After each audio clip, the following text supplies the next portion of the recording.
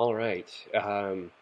So now we're getting into the last few years of the 1920s in which we started to see the beginnings of the Great Depression. So I wanted to give you a quick video lecture on this, on some of the causes and reasons for the Depression. It's very complex, and I'm not going to pretend to know everything about it.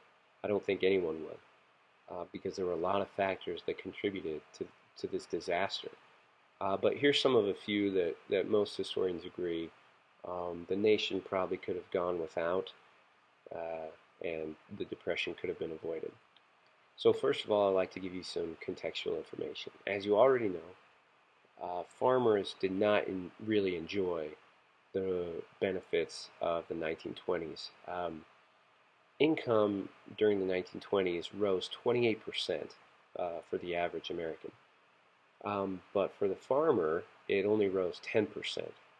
So farmers never really enjoyed the boom of the 1920s. Their income was only a third of the national average.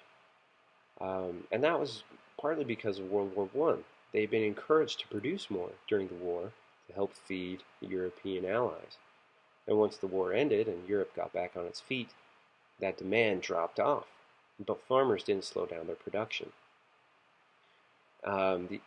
So the other thing too was that they had to borrow a lot. They had to borrow a lot of money to be able to keep up with the demand. And so, like we've talked about already in this module, American society was a consumer society that was slowly becoming built on credit. You didn't need money to buy anything, and farmers were no different. So by 1929, total farm debt stood at $9.8 billion dollars. That's 1920s money, $9.8 billion dollars. And there were simply too many farmers and not enough farmland to sustain them all. So then there were two hammer blows that really hurt. The first was the foreign markets disappearing. Second was soil erosion.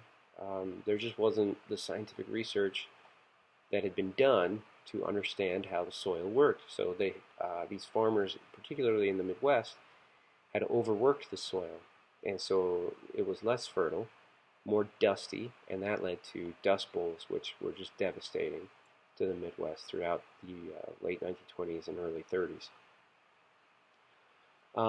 Another problem was that the industrial economy was not growing fast enough to absorb surplus rural populations. So as farmers recognized their plight, a lot of them tried to move into the city and get a job in manufacturing. But manufacturing wasn't growing fast enough to absorb them all. This was especially true for African American laborers. As we've talked about with the Great Migration, they moved into these cities and there's no jobs. The other thing was that workers' salaries weren't rising fast enough. There were profits, certainly very high profits in manufacturing, but that wasn't translating into higher wages.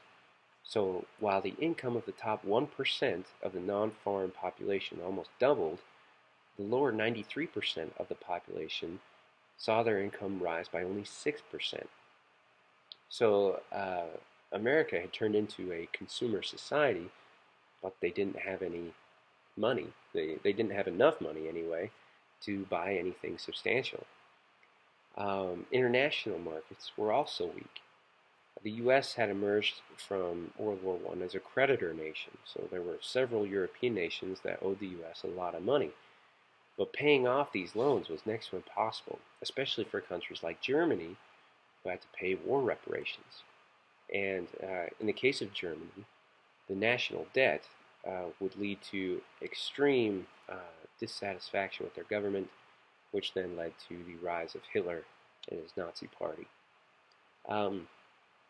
Additionally, efforts to protect the U.S. economy, such as the Smoot-Hawley tariff, actually made things a lot worse.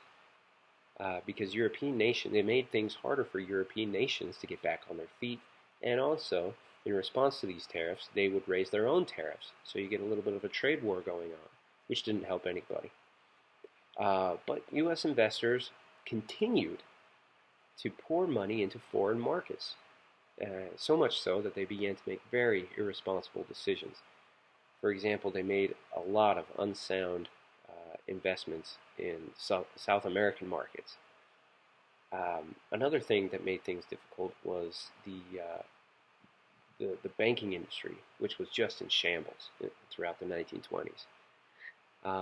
They had been making questionable loans for speculative purposes, and as a result, almost 5,000 banks closed between 1923 and 1930. So, I mean, we talk about the Roaring '20s, but there's banks closing all over the place. Um, so, another contributing factor was that during the 1920s, there was massive speculation. People purchased goods and made investments hoping that their value would increase at a later date. The stock market actually was doing very well, so well that people believed it would continue to skyrocket. They believed that there was no stopping it. And so as a result, you had massive amounts of people buying stocks, many of them on credit, which is one of the worst things you can ever do. Then in 1925, a mini crash occurs. It wasn't a big deal because it was offset by an infusion of capital from the National City Bank. This restored confidence, but it also showed how shaky things were. Then you start to see the automobile production slow down and the housing market slow down. And then agricultural income continued to fall, and finally the stock market crashes. So if you want to have a good idea of how the economy is doing, you look at how big purchases are doing, namely homes and automobiles. If there's a lot of homes being bought and sold, things are going good. If not, then you may have some problems. So probably the scariest trend, though, out of all of this was the massive amount of debt. Not so much the national debt, but consumer debt, which was a product of the consumer society, which we've been talking about. It was so easy to buy on credit because, again, banks were handing out loans. They were handing them out left and right. And then finally, in September of 1929, you start to see the first signs of disaster. The first step was the London market crashed. London was the financial capital of the world at the time. So when that market crashes, you start to see some panic. And the London market crashed mostly because of the massive amounts of fraud that were being committed by high-ranking London investors. And this severely weakened optimism in foreign markets. So then in the month following the London crash, the U.S. market continues to be really shaky, with major investors trying to stabilize things. And they had done this before in the 1890s and, of course, in 1925. But the problem this time was that the banks did not have enough reserves to back the investments. All this time, there had been no such thing as branch banking. So small rural banks were ineffective in covering and insuring investments. So they couldn't sustain themselves through the market fluctuations. And as a result, you see people making runs on the banks. They go to the bank, withdraw all their money, and everyone starts doing this, so the banks start to close. In 1930, you saw the closure of 1,345 banks.